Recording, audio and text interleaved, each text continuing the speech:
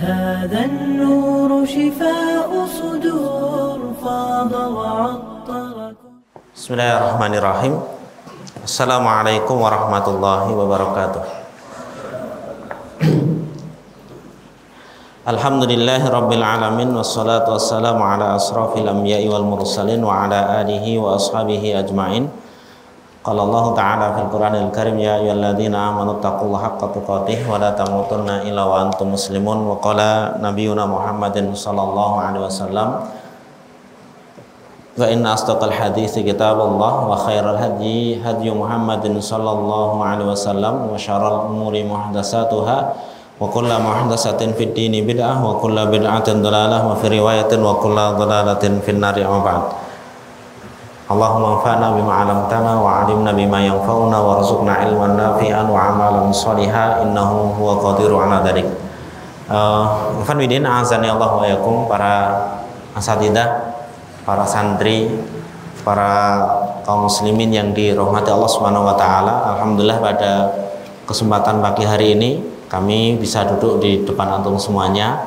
Moga-moga ini menjadi amal baik kita semuanya, bagi saya maupun antum semuanya, dan moga-moga kita selalu diberi kemudahan oleh Allah Subhanahu wa taala dalam menjalankan apa yang harus kita lakukan atau menjalankan apa-apa yang menjadi kewajiban kita semuanya. Salawat dan salam kita aturkan kepada Nabiullah Muhammad sallallahu alaihi wasallam, kepada keluarganya, kepada orang-orang yang mau mengikuti sunnah beliau sampai akhir zaman kelak. Ikhwan fillah, azani Allah wa yakum. Mohon maaf, ini mungkin masih ada yang tadi malam begadang, nggak tidur, mungkin menghidupkan malam Lailatul Qadar. Ini pagi-pagi sudah dibangunkan, suruh duduk lagi Bang ya. Terus yang kedua, kami para asatidzah yang mengikuti, mungkin nanti kalau ada kesalahan dari apa yang saya sampaikan tolong dibenarkan. Dari panitia kami diminta untuk mengisi 1 jam 45 menit untuk ilqaul madah, menyampaikan materi, kemudian 15 menit untuk pertanyaan. Tapi mungkin saya rubah Pak, mohon maaf saya rubah aja. Nanti 50 menit untuk ilqaul madah, kalau ada 10 menit untuk pertanyaan. Kalau memang nanti pertanyaannya ada banyak, 10 menit itu kita selesaikan. Bagi teman-teman yang ingin aktivitas mungkin qiraatul Quran maupun yang lain, kita persilahkan. Bagi teman-teman yang ingin diskusi, nanti kita diskusi. Nah, saya diminta oleh panitia untuk menerangkan tentang, menyampaikan tentang fikih Syafi'i. Saya minta aja pakai buku yang kecil. Ada namanya buku Mukhtasar Latif karangan Syekh Abdullah bin Abdurrahman Bafadl. Saya milih buku ini yang pertama.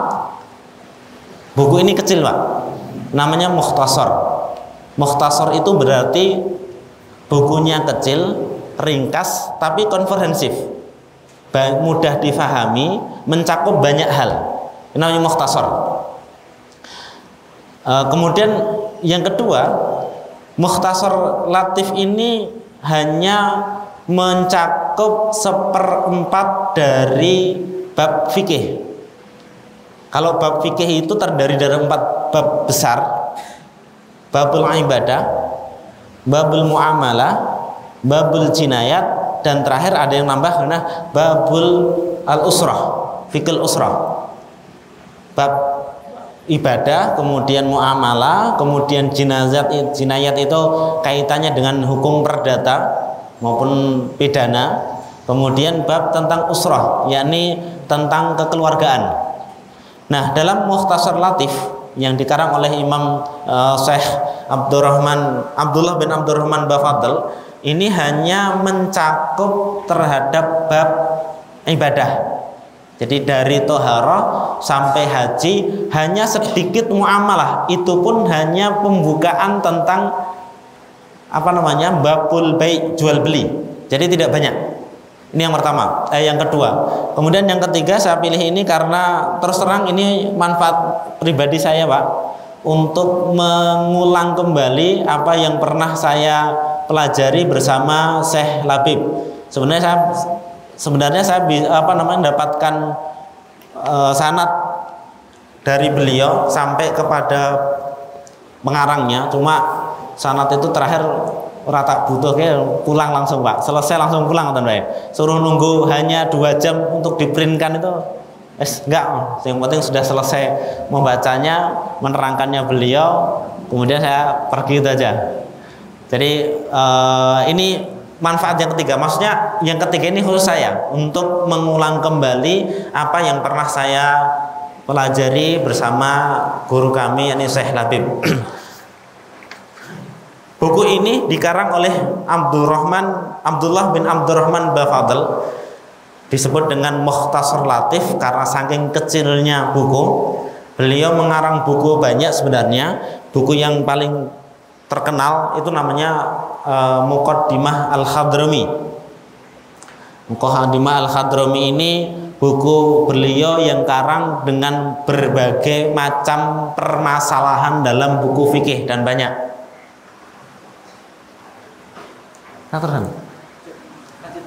Oh siap. Kalau di nanti thariqah pembacaannya, kita kajiannya, insya Allah kita baca semuanya Pak. Kita baca Arabnya, kemudian kita terangkan. Nanti setelah itu baru kemudian 10 menit terakhir pertanyaan. Dibuka bukunya halaman 11. Nanti kita baca satu-satu kemudian kita terangkan ya. Al-Muqaddimah qala musannifu rahimahu ta'ala nafa'anallahu bihi ilmuhu bidaraini. Al-Muqaddimatu Bismillahirrahmanirrahim. Alhamdulillahirabbil alamin. Ini beliau menggabungkan beberapa riwayat.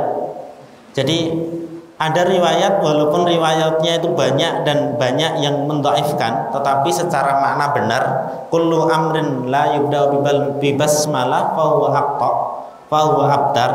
Ada riwayat lain kullu amrin la yubda'u bil hamdalah. Jadi ada riwayat la yubda'u bil basmalah, ada riwayat la yubda'u bil hamdalah. Salah satunya boleh. Jadi setiap perkara yang tidak dimulai dengan bismillah atau dengan alhamdulillah atau salah satunya, bukan salah satunya maksudnya, itu fahuwa aktar atau fahuwa aktok banyak, maka terputuslah barokahnya. Nah, beliau menggabungkan, dibuka dengan 2, bismillah dan alhamdulillah. Monggo, kalau semua perkara kita mulai dengan salah satu di antara 2 itu, bismillah atau alhamdulillah. Asyhadu an la ilaha illallah wahdahu la syarikalah wa asyhadu anna Muhammadan abduhu wa rasuluh sallallahu alaihi wa ala alihi wa sahbihi wa sallama. Ini enggak usah kita terangkan aja. Wa ba'd fa hadza mukhtasaran fi ma la budda. Fa hadza mukhtasaran. Ini adalah mukhtasar, ringkasan. Tapi bukan ringkasan, Pak. Namanya mukhtasar itu, namanya mukhtasar berarti suatu buku Islam yang itu kecil tetapi banyak mengandung di dalamnya, komprehensif, kemudian mudah difahami, banyak makna yang terkandung. Kenapa kok beliau mengandung mukhtasar ini? Ada 2 faedah. Yang pertama, bagi para thalabul ilmi itu untuk memudahkan di dalam menghafal. Jadi kita menghafal fikih itu, belajar fikih menghafal itu jangan langsung Bidayatul Mustahid ya, atau Minhajul Muslim. Tapi mulailah dengan yang kecil. Menghafal ini, dihafal itu sudah langsung bisa mencakup banyak hal. Yang pertama, bagi thalabul ilmi, bagi orang awam seperti kita ini, itu lebih mudah untuk memahami fikih. Karena bagi orang awam itu nggak perlu namanya dalil, ya. Bagi orang awam nggak perlu namanya dalil. Yang penting sholat itu bagaimana, rukunnya apa, yang sunnah apa. Maka orang awam kalau tanya Ustaz, buku apa yang paling enak untuk belajar fikih? Kasih aja buku seperti ini. Jangan kasih fatwa malah. Dulu ada yang pernah bertanya kepada kami, Ustaz, buku apa yang enak untuk belajar fikih? Kasih Minhajul Muslim, terlalu ringan katanya. Saya minta untuk, yaudah kalau gitu nek pengen rada gede sithik, Sahih Fikih Sunnah miliknya siapa Pak? Ustaz? Abu Malik Kamal nggih. Sahih Fikih Sunnah Abu Malik Kamal itu 4 jilid. Ada perbedaan, ada dalilnya, diterangkan kenapa kok rojihnya seperti itu. Beberapa bulan ketemu, gimana mumetatnya? Karena memang bagi orang awam nggak perlu namanya dalil apalagi pertentangan. Sudah cukup dengan ini baca. Karena fikih itu, belajar fikih tujuan utamanya bukan berdebat. Tujuan utamanya bukan untuk menguatkan pendapat kita, tetapi tujuan belajar fikih adalah bagaimana ibadah kita benar, bagaimana muamalah kita tidak haram. Itu tujuannya. Mau mereka seperti itu silahkan. Ini mukhtasar ya. Kemudian wahadi mukhtasar, ini adalah mukhtasar mala budda likulli muslim min ma'rifatihi au ma'rifati mislihi, yang mana setiap muslim itu wajib untuk mengetahuinya atau mengetahui yang semisal dengannya. Ini ketawaduan beliau ya. Beliau tidak mengharuskan memakai madhab Syafi'i juga. Beliau tidak harus mengenali, tapi yang semisal dengannya.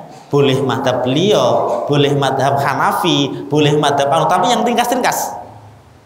Mimislihi min furudit taharati was sholati wa ghairiha, dari rukun-rukun tahara, rukun-rukun sholat dan yang lainnya.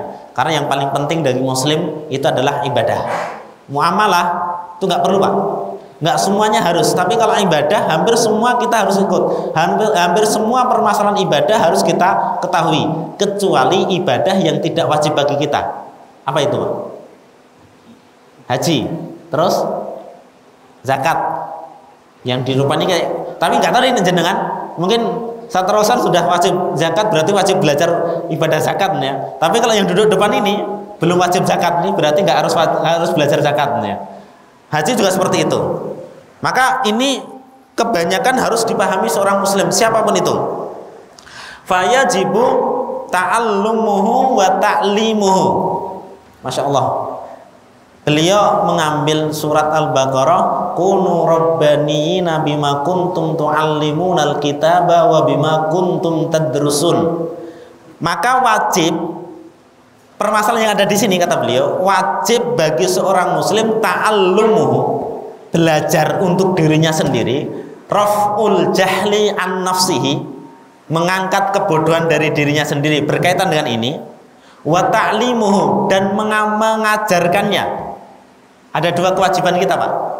Pertama adalah mengajar untuk diri, belajar untuk mengangkat kebodohan kita, wa ta'limihi, dan mengajarkannya. Ini beliau terinspirasi dari firman Allah Subhanahu wa taala, kunu rabbaniyina bima kuntum tu'allimunal kitab. Jadilah kamu rabbani bima kuntum tu'allimunal kitab, dengan apa yang kamu pelajari dari kitab, wa bima kuntum tadrusun, dan kamu pelajari. Khairukum man ta'allamal Qur'an wa 'allamah. Rasul dengan benar, khairukum man ta'allamal Qur'an wa 'allamah. Sebaik-baik kalian adalah yang belajar Al-Qur'an wa 'allamah, dan mengajari. Maka belajar itu, kalau ada seorang salaf ditanya apa niat seorang thalabul ilmi yang baik, niat thalabul ilmi yang baik itu pertama adalah harus meniatkan terlebih dahulu mengangkat kebodohan dari dirinya, yakni belajar. Baru kalau sudah selesai mengangkat kebodohan dari orang lain, yakni mengajarkannya. Itu niat seorang thalabul ilmi yang bagus. Jangan langsung antar kamu belajar ini apa? Nanti biar bisa berdebat, nanti biar bisa mengajarkan orang lain, enggak. Tapi bagaimana kita mengangkat kebodohan dari dirinya sendiri, kemudian mengangkat kebodohan orang lain, maksudnya mengajarkannya. Dan mengajarkannya itu juga belajar Pak. Saya di sini itu kalau Kiai Haji Maimun itu katanya ngajar membacakan di santri namanya satu kitab kecil 1 jam, itu ustadznya persiapannya bisa jadi 1 malam itu mengajarkan santri itu. Kiai Haji Maimun, apalagi kita mengajarkan santri membaca sorogan satu kitab 1 jam 2 jam itu bisa jadi belajarnya malamnya 1 malam penuh. Maka mengajarkan itu juga belajar juga. Jadi nanti kalau ada dari sini, kalau bisa ada waktu untuk mengajar, ajarkan kepada anaknya, kepada istrinya dan yang lainnya. Mimma yahtaju ilaihi minar rijali wan nisa, dari apa-apa yang dibutuhkan baik laki-laki maupun perempuan, baik anak kecil, kibar itu adalah orang dewasa, wal akhrar itu adalah budak, orang merdeka, wal abid budak. Ini mukadimah. Kemudian kita mulai dengan babul thaharah. Bab thaharah. Apa itu thaharah, Pak? Bersuci. Bersuci itu apa? Para ulama mengatakan bersuci adalah raf'ul hadasi wa ijalatun najasi wa ma fi ma'nahuma aw fi suratihima. Toharah itu adalah raf'ul hadas, mengangkat hadas. Hadas itu kotoran yang tidak berbentuk, kentut, junub dan yang lain, itu namanya toharah. Atau izalatun najas, menghilangkan najis dengan cara ya mencuci baju, mencuci badan, al-ghuslu, itu namanya izalatun najis. Au fi ma'nahuma, atau yang semakna dengannya. Apa yang semakna dengan raf'ul hadas? Raf'ul hadas ada mandi, ada wudu. Kalau izalatun najas itu ada namanya izalatun najas itu mencuci. Kemudian au fi ma'nahuma berarti yang semakna dengan keduanya. Apa itu, Pak? Tayamum. Tayamum itu hanya semakna dengan mengangkat hadas atau menghilangkan najis, bukan makna asli. Karena tayamum itu bukan berarti mengangkat hadas, hanya membolehkan untuk melakukan sesuatu yang harus diangkat hadasnya. Au fi suratihima, atau yang segambaran dengan itu. Apa itu, Pak? Ada namanya wudu takhdis, wudu'ul takhdis. Apa wudu takhdis? Saya kok ada sudah wudu, kemudian ngobrol sama temannya ragu-ragu atau enggak ragu-ragu, tapi pengen wudu lagi, boleh enggak, Pak? Boleh. Antum ngobrol sudah wudu, tapi kemudian wudu lagi, pengen wudu lagi aja karena mau sholat, boleh enggak? Niatnya apa? Niatnya apa? Kalau niatnya raful hadas, jenengan enggak hadas. Nah, memperbarui wudu. Maka yang perbedaan dari suratihima ini adalah niatnya saja. Kalau yang antum ketika kita wudu untuk sholat karena batal, itu raful hadas. Tapi kalau ini ya hanya niat ibadah.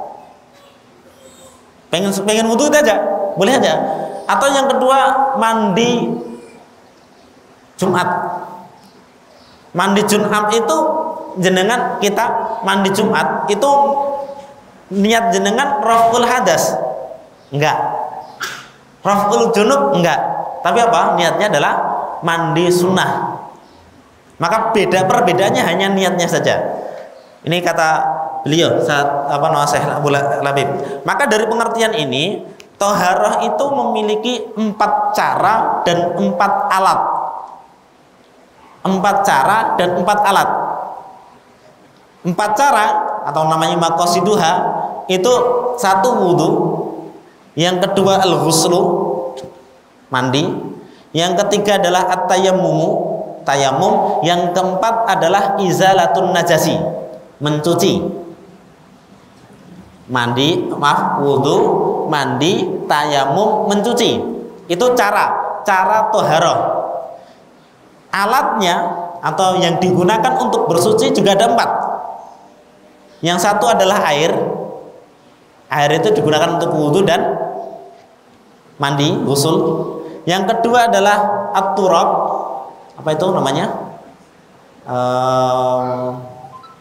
Kalau dikatakan debu itu terlalu enak Mas. Indonesia yang paling cocok turabnya apa? Tanah nggih. Tanah suci laras. tanah suci. Karena kalau turab debu itu nanti kita ada debunya padahal mazhab Syafi'i nggak boleh itu. Turab tanah suci yang punya ghabarnya, yang punya debunya. Itu dengan cara tayamum. Yang ketiga adalah al-hajar. Hajar itu apa? Batu. Nah, caranya apa? Alat ini digunakan untuk izalatun najasil hukmi, menghilangkan najas hukum. Walaupun ainun najasah kemungkinan masih ada. Opo neh tadi kan nanti salah ya, Diano. Kemudian yang terakhir adalah ad-dibagh, samak. Samak itu juga alat untuk mensucikan barang najis, yang berupa kulit hewan atau kulit bangkai. Ini namanya taharah. Bab taharah, faslun fi furudil wudu. Bab tentang wajiban wudu. Kewajiban wudu, furud itu sebagian ulama memaknai dengan al-arkan. Rukun-rukun wudu. Rukun berarti adalah sesuatu yang tidak mungkin sempurna kecuali dengan dia. Namanya rukun. Jadi kalau hilang satu saja, maka sesuatu itu hukumnya hilang. Wa furudul wudu'i sittatun, sedangkan rukun wudu itu ada 6. Digabungkan surat Al-Baqarah surat Al-Maidah ayat yang ke-6 dengan hadis arba'in yang pertama. Dalilnya. Al-awwalu, yang pertama adalah an-niyah. Niat. Niat itu qasdul fi'li al-muqtarinu bil fi'li. Qasdus syai'i al-muqtarinu bil fi'li. Niat adalah menginginkan sesuatu yang dibarengi dengan perbuatan.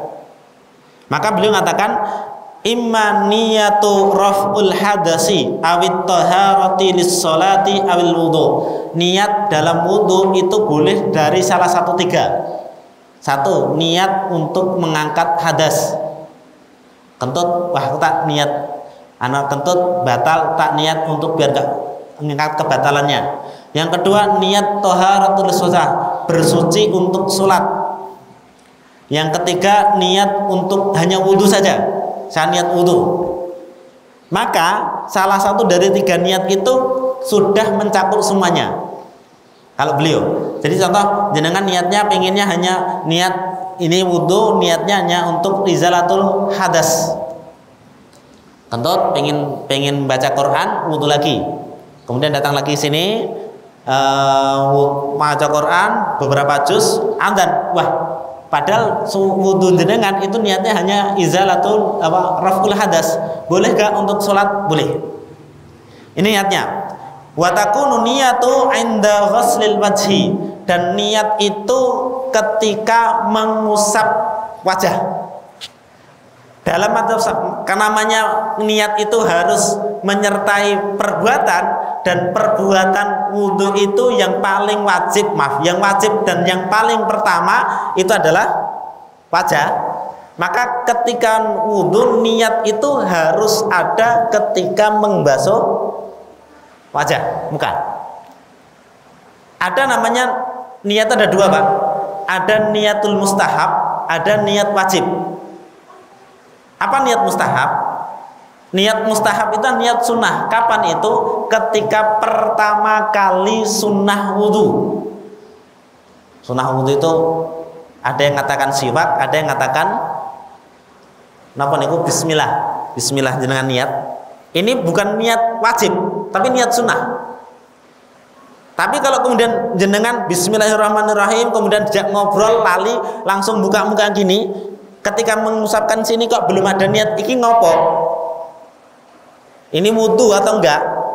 Maka itu belum ada niat, belum dianggap niat. Karena wajibnya niat, yang dianggap fardhu niat itu adalah niat yang menyertai membasuh muka. Wa takunu fi hadzal niyah fi ghusl wajhi. Ini yang pertama. Kemudian yang kedua, ghuslul wajhi jami'ihi, mengusap wajah seluruhnya. Sya'ron, baik itu rambut, basyaron, baik itu kulit, illa batinal lihyati kasifati, kecuali nanti saya terangkan, kecuali kulit yang ada di bawah lihyah. Lihyah ini adalah jenggot. Jenggot itu adalah rambut yang tumbuh di rahang, di bawah rahang. Rahang itu ini namanya rahang. Ada apa namanya? Tulang. Yang tulang itu di atasnya tertumbuh gigi, maka yang tumbuh di bawahnya namanya lihyah. Kalau lihyahnya tebal, maka yang wajib dibasuh adalah ini harus kecuali berarti nggak harus dibasuh. Itu adalah kulit yang di bawah lihyah yang tebal, lihyah yang tebal, jenggot yang tebal, atau al-aridaini, rambut yang ada yang tumbuh di samping ini. Namanya apa nih, Pak? Jambang, nggih. Ini bapaknya yang punya ini. Nah, ini namanya jambang. Ada dengan pas. Ini jambang. Ini namanya aridain, yang tebal juga. Jadi kalau boleh disebutkan bahwa rambut itu dibagi dua, rambut dalam muka ya, rambut dalam muka. Ada rambut jenggot. Dan ini apa? Ini Pak tadi? Jambang nggih, leres nggih. Nek godhek kan iki. Jambang nggih, jambang. Ada rambut yang selainnya. Rambut jambang atau jenggot ini bagi dua, Pak. Ada yang tebal, ada yang tipis. Tebal dan tipis itu cara membedakan gimana? Rambut cara membedakan. Oh, ini rambutnya jenggotnya tebal. Ini jenggotnya pendek. Ini kalau ini jenggotnya tebal ngoten. Tipis. Cara membedakannya, Ustaz Selabi itu mengatakan cara membedakannya kalau Anda duduk di depannya atau di sampingnya, Anda lihat. Kalau sampai terlihat kulitnya, itu namanya tipis. Kalau tidak terlihat namanya tebal. Itu membedakannya. Jadi nggak harus ini enggak, tapi bisa jadi Pak enten caket melihat mriki mboten. Oh bisa, berarti nggak tebal itu. Kalau bapaknya jelas tipis nih, dari sini aja kelihatan kok yang bapaknya enten nggih. Maka di sini kalau rambutnya tebal itu tidak wajib dibasuh. Bawah jenggot itu nggak wajib dibasuh, cukup atasnya aja, cukup.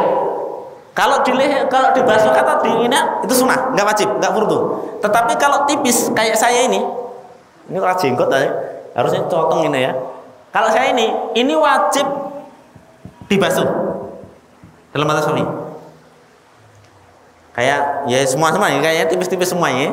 Ini berarti tidak boleh hanya sekedar gini aja, tapi benar-benar harus dibasuh. Kemudian kalau rambut selainnya itu nopo? Ada alis, ada kumis, ada mungkin ini, ada mungkin nanti di sini, di pipi-pipi sini. Kalau tebal maupun tipis nggak ada bedanya, wajib dibasuh. Bawahnya wajib dibasuh kulitnya.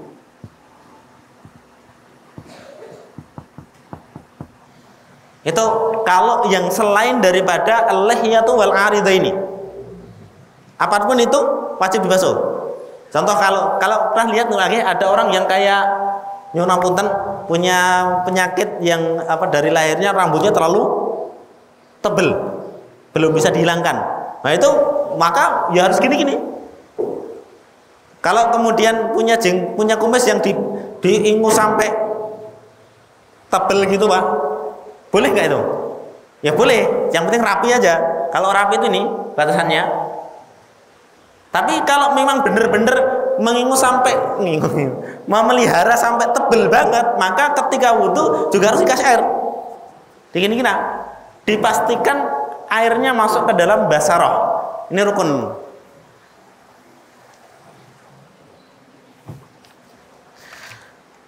Ini yang kedua. Yang ketiga, maaf, wajah itu, batasan wajah itu adalah kalau atas itu batasannya adalah tumbuhnya rambut atas, kecuali yang kayak saya ini rambutnya terlalu banyak, itu enggak, ya artinya yang wajar saja. Kemudian samping itu sampai ini ada rambut tumbuh, ini wajah, belakangnya sudah tidak. Kemudian bawah ya sampai leher, ini sampai ini namanya wajah.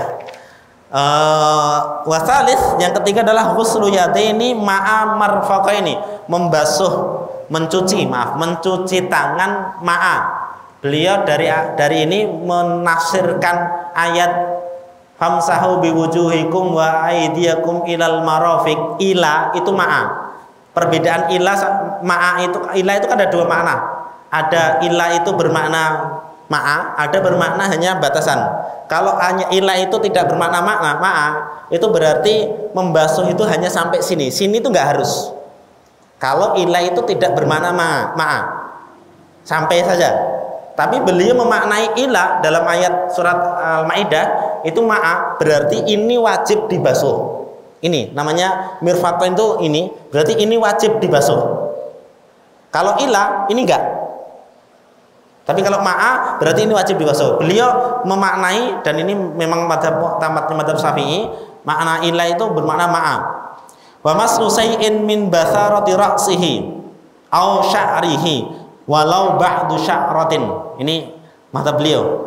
Membasuh sebagian syai'un, sesuatu, min basyaratihi, baik itu kulitnya, kulit basyaratu ra'si, kulit kepala, au sya'ri atau rambut, au walau ba'du sya'ri, walaupun sebagian rambutnya saja. Tapi rambut yang mana ini? Boleh enggak rambutnya panjang, ini gondrong kan, dibasuh namun pucet dok. Asy'ru di sini yang masuk, yang menurut madzhab Syafi'i cukup, itu adalah sya'ru yang masuk ke dalam dakhilur ra's. Jadi kalau panjang yang sampai melebar sampai sini, maka ini enggak termasuk yang sini. Maka kita lihat pernah ada orang wudu hanya ini, karena memang sini sudah masuk sebagian, 1, 2 sudah cukup. Itu wajibnya. Sunahnya semua. Gini, karena kenapa kok sebenarnya perbedaan pendapat di kalangan para ulama. Kalau madzhab Hanafi itu 1/4, jadi minimal yang di bawah kepala itu 1/4. Kalau madzhab Maliki sama Hambali itu semuanya, maka madzhab Hambali itu harus begini kan, jadi semuanya harus dibasuh. Kalau Hanafi itu 1/4, maka khuruju minal khilaf, madzhab Syafi'i hanya mensunnahkan untuk membasuh semua kepala, sunnah aja. Tapi kalau hanya ini dah cukup. Kalau yang Rasulullah lakukan adalah memulai dengan sini ke belakang, balik lagi ke tempat yang semula. Itu membasuh sebagian kepala. Yang kelima adalah ghuslu rijlaini ma'a ka'baini, membasuh ataupun mencuci kaki sampai ma'a polok mata kaki. Mata kaki masuk, Pak. Berarti nyuwun apunten, kebanyakan orang yang salah itu sininya. Sini ini nggak kena. Padahal mata kaki ini berarti harus muter. Makanya wailul lil aqabi minan nar kan itu. Wailul aqabi minan nar ya berarti karena di sini nggak kena. Ini ma'amir faqah ini. Yang terakhir adalah tertib. Tertib. Ini rukunnya, berarti rukunnya itu ada 6. Ini yang kadangkala Ustadz Hamzah, Ustadz Rozi praktekkan ketika pas daki. Kita pernah praktekkan itu 1 botol kecil untuk berapa orang saat kemarin? 4 atau 5 orang wudu. Karena yang dipakai adalah yang wajibnya saja, sunnahnya ditinggalkan dulu. Sunnahnya nggak usah, renek banyu. Ini setidaknya ketika wudu ini. Wasunanuhu, sunannya saya tambah 10 menit Pak ya. Nonton, 10 menit sunannya saya selesai. Nanti kita tunai. Wasunanuhu, sunannya adalah 1 as-siwak. Ada perbedaan pendapat di kalangan mazhab Syafi'i. Ada yang pertama mengatakan bahwa sunnah pertama itu adalah siwak, gosok gigi. Ada yang mengatakan sunnah pertama itu adalah basmalah. Lah siwaknya kapan? Jadi kalau yang mengatakan sunnah pertama basmalah itu adalah bismillahirrahmanirrahim, mencuci kedua tangan baru siwak. Kalau yang mengatakan sunnah siwak, sunnah wudhu itu yang pertama adalah siwak, berarti siwakan dulu, baru membaca basmalah, kemudian mencuci telapak tangan, baru memulai kumur-kumur dan yang lainnya. Itu namanya sunnah. Dan ini monggo, ada perbedaan. Yang utama beliau memilih pendapat yang pertama kali adalah siwak. Summa tasmiyah, kemudian membaca basmalah, boleh dengan bismillah, atau lebih lengkapnya bismillahirrahmanirrahim. Kalau lupa di Al-Iqna atau lupa saya itu, kemarin teman-teman menerangkan itu, kalau lupa, kalau masih dalam pertengahan wudhu boleh membaca basmalah di pertengahan wudhu. Bismillahirrahmanirrahim. Tadi lupa. Tapi kalau sudah selesai, sunnah itu sudah hilang. Wa ghuslul kaffaini, mencuci kedua telapak tangan. Ada yang mewajibkan kalau telah mencuci telapak tangannya setelah tidur baik malam maupun siang, itu mencuci telapak tangan sebelum memasukkan ke dalam ina, itu ada yang mewajibkan, tapi ini disunahkan. Summa matmadhah itu adalah berkumur itu bisa jadi hanya memasukkan air tanpa menggerakkan dan mengeluarkan, cukup begini aja, cukup, itu namanya matmadhah. Atau memasukkan air ke dalam mulut dan digerakkan tanpa mengeluarkan. Yang paling utama adalah memasukkan air ke dalam mulut, digerakkan, maksudnya digerakkan, digumur-gumurkan, kemudian dikeluarkan, namanya matmadhah. Summa istansyaqa adalah memasukkan air ke dalam hidung, baik sampai ke dalam ini sini hawasy, atau tidak, atau hanya diginikan aja tanpa dihirup, itu sudah sama istinsyak. Apa nama istinsyak? Istinsar adalah mengeluarkan dengan tangan kiri. Mutmadah, istinsyaq, istinsar. Wa tasris, tiga-tiga apa? Tiga-tiga dalam sunnah fi'liyah. Maaf, dalam semua gerakan wudhu itu disunahkan tiga-tiga semuanya. Oh, gerak harus dari apa namanya, sunnah fi'liyah, bukan sunnah qauliyah. Bismillah enggak. Jadi dari mengucap, membasuh kepala, mengucap ini, kemudian kumur-kumur, kemudian ini, kemudian muka, tangan, bahkan ini kepala ada yang mengatakan sunnahnya satu, ada yang tiga. Tapi ini beliau mengatakan tasli itu semua af'alu wudu, perbuatan wudu. Wa mas'u jami'ur ra's, membasuh semua kepala. Summa udunaini, kenapa kok summa, Pak? Di sini di dalam mazhab Syafi'i, membasuh kepala dan membasuh telinga dengan air yang berbeda. Kita ambil air kepala dulu, selesai kepala baru ngambil air lagi untuk yang sini. Kalau yang satu kali, kenapa kok nggak boleh gini langsung gini? Dalam mazhab Syafi'i karena ini membasuh kepala itu rukun dan itu wajib, sehingga ketika air itu digunakan untuk mengusap kepala sudah menjadi air mustakmal. Air mustakmal dalam mazhab Syafi'i tidak boleh dipakai untuk membasuh kembali, untuk taharah lagi, sehingga harus mengambil air kembali setelah mengusap kepala. Dan ini apa namanya, telinga ini bukan bagian daripada kepala, dibedakan dalam mazhab Syafi'i. Wa udunaini, kemudian wa sumakhaini, sumakhaini, Pak. Nah, sumakhaini, ada yang mengatakan sumakhaini itu ini. Jadi ada antara kulit antara jambang ini dengan lubang kepala, lubang telinga, ada yang mengatakan sumakhaini itu ini. Jadi mengusap ini dan ini. Kalau di Fathul Qarib itu caranya gini. Ini ambil air, kemudian disap, ini masukkan ke dalamnya. Ini ditaruh di bawah, kemudian diputar Nanti terus gini. Dalam Fathul Qarib.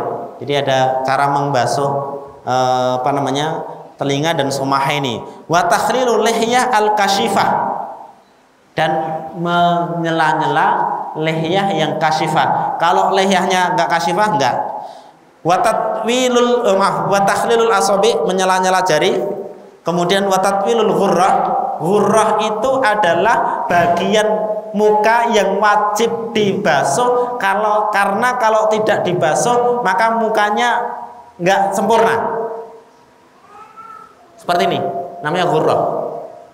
Ini sebenarnya bukan muka, ini bukan muka sebenarnya. Tapi kalau ini nggak kebasuh, mukanya nanti nggak sempurna. Ma la yatimul wajib illa bihi fa huwa wajib. Yang dalam kepala, dalam muka itu ghurrah. Kemudian watahjil, tahjil itu adalah sini Pak, atasnya sedikit, atau kaki, atasnya mata kaki. Kenapa kok ini hanya sunnah? Ini malayatimul wajib illa bihul wajib. Ini tidak akan bisa sempurna kita basuh kecuali agak naik sedikit. Namanya tahjil. Kalau sedikit itu wajib, tetapi yang sunnah adalah melebihkan, agak panjang, memanjangkan. Kata Rasulullah kan, faman istata'a yutilla ghurratahu wa tahjilahu falyaf'al. Barang siapa yang bisa memanjangkan ghurrah itu ini, tahjil itu ini dan ini, maka kerjakan. Seberapa? Sunnahnya gini. Kalau ini setengahnya ini, kalau kaki sampai setengah betis. Terakhir, watarku isti'abu misi sobi, meninggalkan meminta pertolongan untuk menuangkan air. Mohon maaf, ini katanya udah rada meminta dalam wudhu itu ada 3.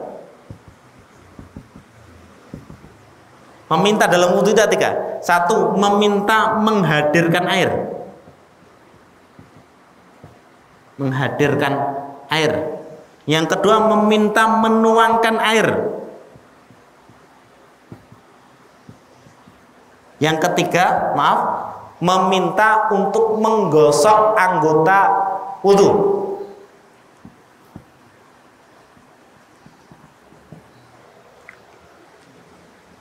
Tolong carikan saya air. Itu namanya meminta untuk menghadirkan air. Boleh enggak? Boleh. Jais. Meminta untuk menuangkan air. Ini air. Ini tolong dituangkan. Saya tak gini. Hukumnya apa? Khilaful aula. Khilaful aula itu menyelisih yang utama. Boleh, tetapi menyelisih yang utama. Utamanya jangan meminta, Pak. Udah, pakai sendiri. Tapi kalau meminta, itu khilaful aula. Boleh, tetapi khilaful aula. Kemudian yang ketiga adalah meminta untuk menggosokkan. Peh ustad ya, ustad itu tolong gosokke dituangke gosokke. Boleh enggak? Boleh enggak? Boleh enggak, Tat? Enggak boleh. Lho, Ustaz, di ta'limul muta'allim ada lho, Ustaz. Iya kan? Enggak boleh untuk bapak jenengan pun bapak duwe anak, nyoh, aku tak turun gosokno. Itu hukum asalnya enggak boleh. Kecuali ada kebutuhan. Apa kebutuhannya? Contoh, sakit, nggak bisa, atau salat susah, selesaikan boleh. Atau yang kedua untuk taklim, tolong gosokkan. Bener nggak cara menggosoknya? Tapi namanya taklim itu nggak tiap hari, tiap wudhu kan gosoknya. Ini bukan taklim namanya. Jadi ini bukan taklim. Taklim itu ya sekali melatih untuk berwudhu. Tolong gosokkan. Gimana cara menggosokkan tangan? Nah itu kalau ini hukum aslinya nggak boleh. Kalau ini khilaful aula. Wallahu a'lam. Ini namanya isti'anatu fil wudu. Yang terakhir watarku tansif bi khirfatin, meninggalkan tidak mengusap dengan handuk. Ini hadis Maimunah. Rasulullah habis mandi, kemudian dikasihkan mindil itu sejenis anduk, kemudian Rasulullah jangan, dah cukup. Maka di sini sunnahnya ketika wudhu, ketika mandi, wudhu maupun mandi itu disunnahkan setelahnya tidak menggosok atau mengusap dengan handuk, biar kering sendiri. kecuali dalam keadaan tertentu, dingin, mumet, sakit, maka tidak mengapa dan tidak khilaful aula. Wallahu a'lam bishawab. Ini yang dapat saya sampaikan karena sudah waktunya jauh lebih. Enggak pertanyaan nggih? Ada. Monggo. Ini dari saya. Ada dari Ustaz Rawson. Oh.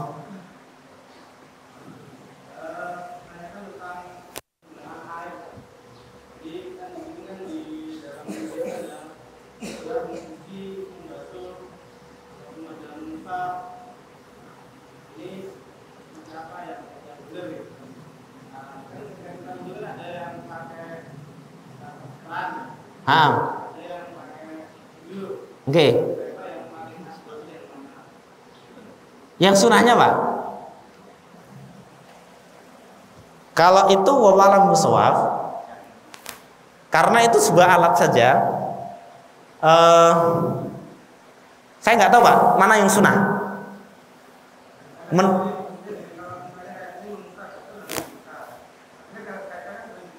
Oh, nggih. Oh iya, buatan anu nggih. Maksudnya bukan alatnya nggih. Perbedaan antara mashu wal ghuslu, mengusap dan mencuci. Kalau mashu itu kan ini, kemudian apa lagi? Ya gini ya, ini apa ini? Ini mengusap itu hanya cukup mengimroriyat al mablulah, tangan yang basah itu dilewatkan, namanya mengusap. Tapi kalau membasuh, al-ghuslu itu memastikan seluruh kulit yang ada di sini harus terkena air. Apakah harus digosok atau tidak? Khilaful para ulama. Lebih utama digosok, karena memastikan airnya sampai ke dalam kulit. Tapi kalau hanya seperti ini maaf, kadangkala ada beberapa yang tidak terkena air. Contoh nggih, sudah memakai hembody. Kalau hanya seperti ini, nanti akan ada kalis, Pak. Kalau seperti itu harus digosok berarti. Atau gini toh, akhirnya sini nggak kena. Maka berarti harus digosok. Tetapi yang jelas al-ghusl itu adalah memastikan seluruh air mengenai celah-celah dari kulit ini. Namanya baik khilaf para ulama, yang sunnah adalah adalku itu menggosok. Wallahu a'lam bishawab. Nanti satu lagi juga guru fikih nanti biar nambahkan. Karena beliau pakai buku apa namanya? Al-Wajiz. Ada yang lain?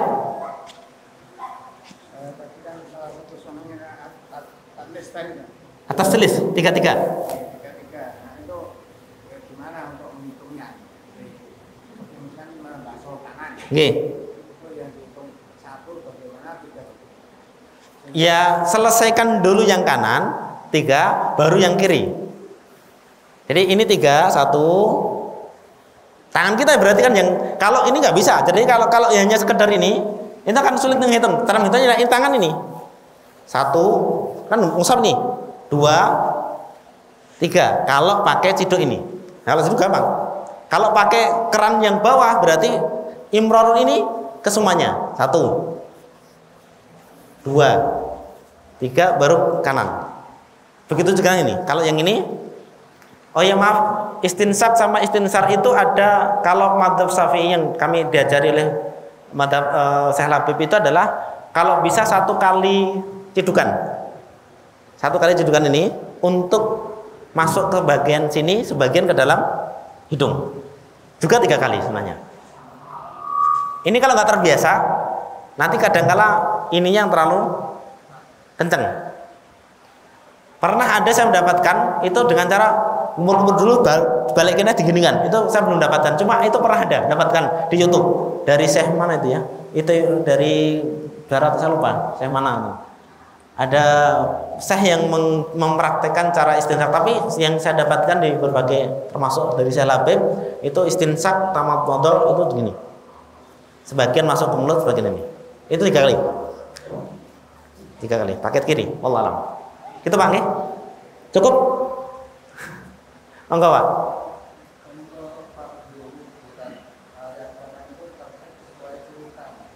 Nggih.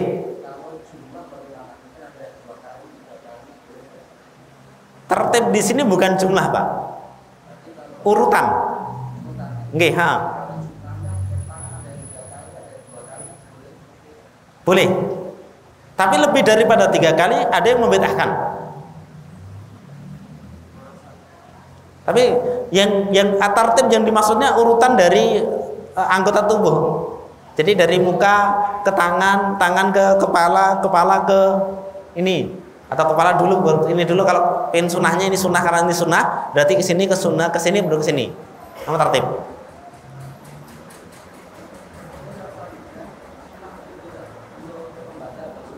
J. Tetap sah karena itu sunnah. Jadi itu hanya sunnah, bukan masuk ke dalam fardu, sehingga ketika kita lupa membaca nggak masalah, tidak mempengaruhi keabsahan dari wudu kita. Nah, ya itu kan apa namanya, bentuk tazkiyah nufusnya, bukan pada bentuk pada fikihnya. Jadi harus kita bedakan antara bentuk tazkiyah dalam arti ini untuk keberkahan dengan fikihnya. Fikih itu sah atau tidaknya. Sah atau tidaknya itu tidak tergantung kepada keberkahannya. Sah atau tidaknya itu tidak tergantung kepada pahalanya. Itu beda lagi, Pak. Sah, wudunya sah, tetapi ya kurang berkah, kurang sempurna. Tapi tetap sah. Sekali lagi, keabsahan sholat, keabsahan ibadah itu tidak ada kaitannya dengan al-ajru. Sholatnya sah, dapat pahala. Sholatnya sah, nggak dapat pahala. Sholatnya tidak sah, tapi dapat pahala. Sholatnya tidak sah, juga nggak dapat pahala. Bisa. Ini berbicara tentang keabsahan. Keabsahan itu berarti absah itu adalah isqatu al-wajibat, menggugurkan wajib. Sudah nggak perlu mengulangi. Boleh. Satu lagi cukup. Talafut niat. Di sini nggak disebutkan.